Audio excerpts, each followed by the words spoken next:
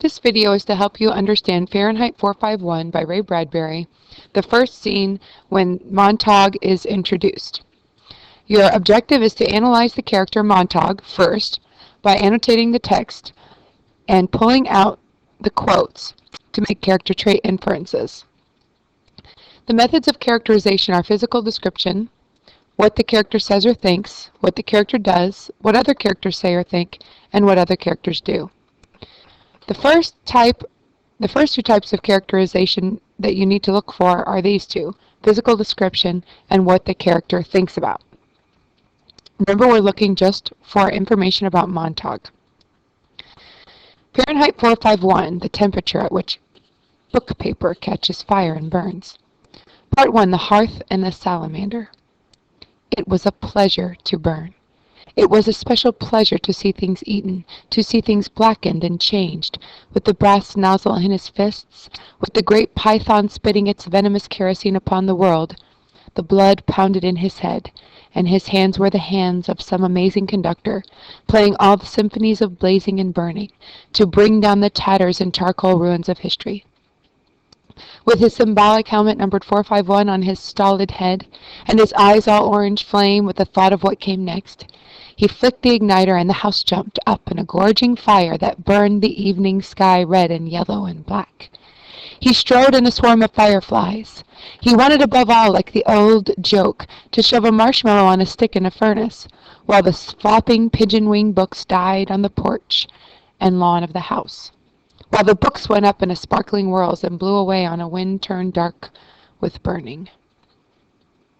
Montag grinned the fierce grin of all men singed and driven back by flame. He knew that when he returned to the firehouse he might wink at himself, a minstrel man, burnt corked in the mirror. Later, going to sleep, he would feel the fiery smile still gripped by his face muscles in the dark. It never went away, that smile. It never, ever went away, as long as he remembered. He hung up his black beetle-colored helmet and shined it.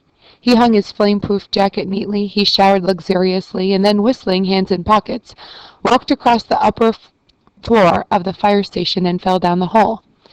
At the last moment, when disaster seemed positive, he pulled his hands from his pockets and broke his fall by grasping the golden pole. He slid to a squeaking halt, the heels 1 inch from the concrete floor downstairs.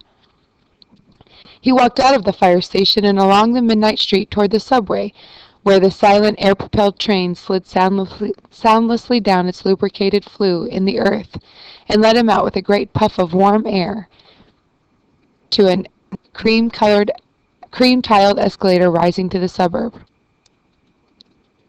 Whistling, he let the escalator waft him into the still night air. He walked toward the corner, thinking little at all about nothing in particular. Before he reached the corner, however, he slowed, as if a wind had sprung up from nowhere, as if someone had called his name. The last few nights he had had the most uncertain feelings about the sidewalk just around the corner here. Moving in the starlight toward his house, he felt that at a moment prior to his making the turn, someone had been there. The air seemed charged with a special calm, as if someone had waited there quietly, and only a moment before he came simply turned into a shadow and let him through. Perhaps his nose detected a faint perfume. Perhaps the skin on the backs of his hands, on his face, felt the temperature rise at this one spot where a person standing might raise the immediate atmosphere 10 degrees for an instant. There was no understanding it. Each time he made the turn, he saw only the white, unused, buckling sidewalk, with perhaps, on one night, something vanishing swiftly across the lawn before he could focus his eyes or speak. But now, tonight, he slowed almost to a stop.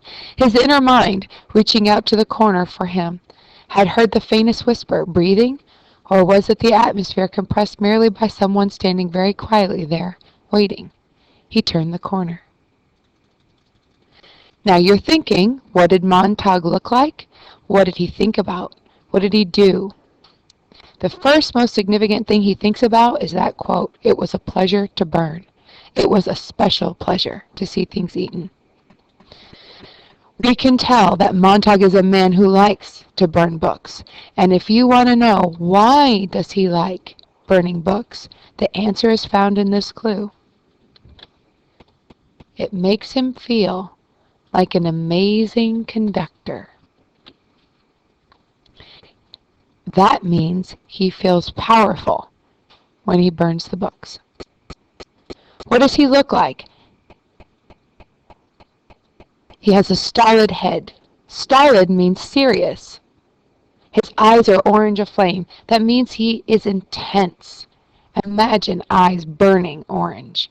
He grins a fierce grin, an intense devotion.